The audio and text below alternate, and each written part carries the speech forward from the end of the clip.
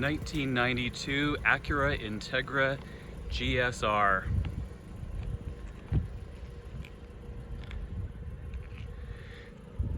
This car has 251,000 miles on it. I've had it for 4 years, coming up in June of 2020. This is Acura's unmistakable Aztec green pearl. It was a color specific to the 1992-93 Integra GS-R.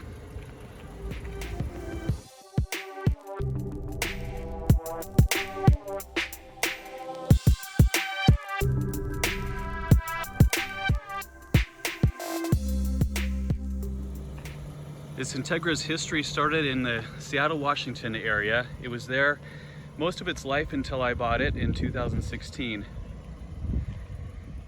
At one point, I do know that the car had been modified to some extent because it needed to have, I actually got it from my friend Lance, and we needed to source replacement exhaust, suspension, and intake components to bring it back to fully stock. Now, I do want to point out that the Motor Trend license plate is merely for show. I thought it was kind of cool that I found that on eBay. It's period correct. It's actually made out of metal, and I had to drill holes in it for the license plate holes.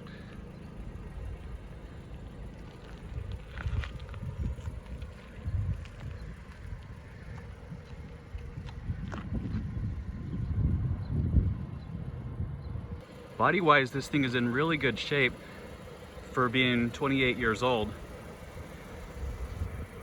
It's never been in a rust or salt state. I had a little bit of paintless dent removal done a couple of years ago. But other than that, it's just a survivor.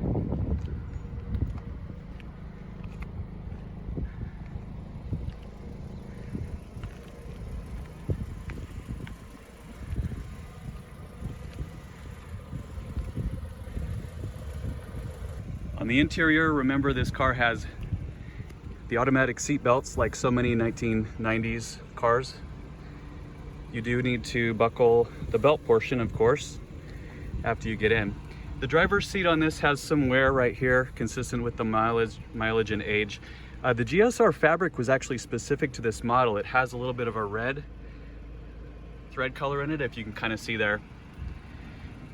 The floor mats are not in great shape. You can see even the Integra lettering here is missing or stained.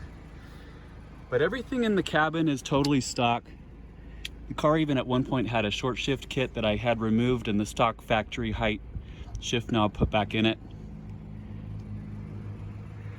These are holes from where a previous sound system had tweeters mounted. Those are now gone.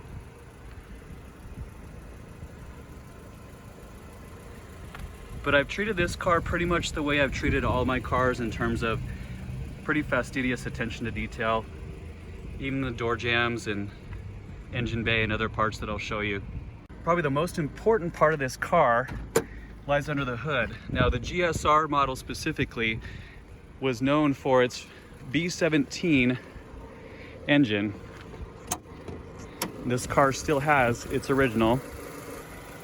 So cosmetically, this is not the fanciest or best looking engine in my fleet. You can see the valve cover here needs to be refinished from some flaking paint. Other than that though, you can hear it idling just as perfect as can be. The fan's just kicked on because I've had it running here for a minute. But this car is just about as clean as they can get for having 250,000 miles on it. And let me show you out back. So the hatch struts on this one do work. One touch lifts it.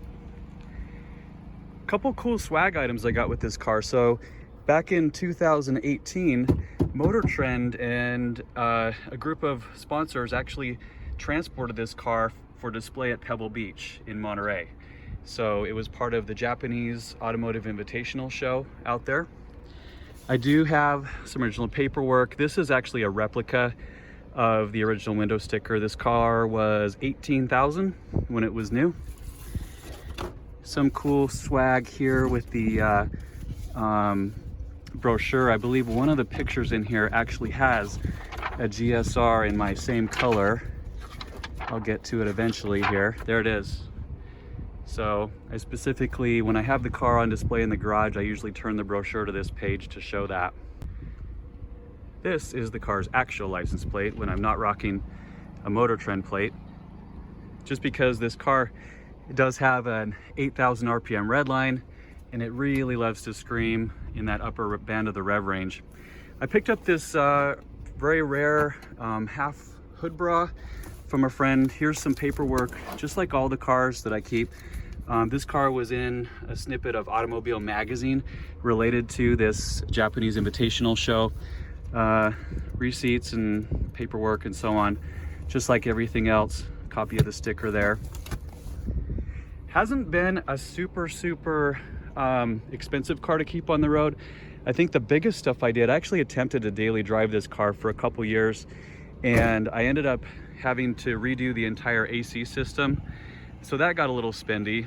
I remember having to also do a radiator in it and just a few other things, but the desert does tend to dry things out and accelerate kind of wear on certain items. So some of that's to be expected.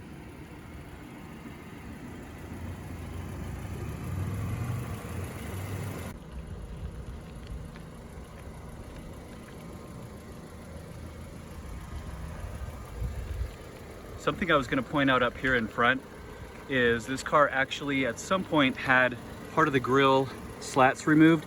You can see this layer is cut off toward the middle there. So I don't know if somebody had plans for a big high performance build on this or what, but that's how it sits today. I'll let you see the seatbelt in action here. There it goes. Here's the passenger side. Looking at some of the details.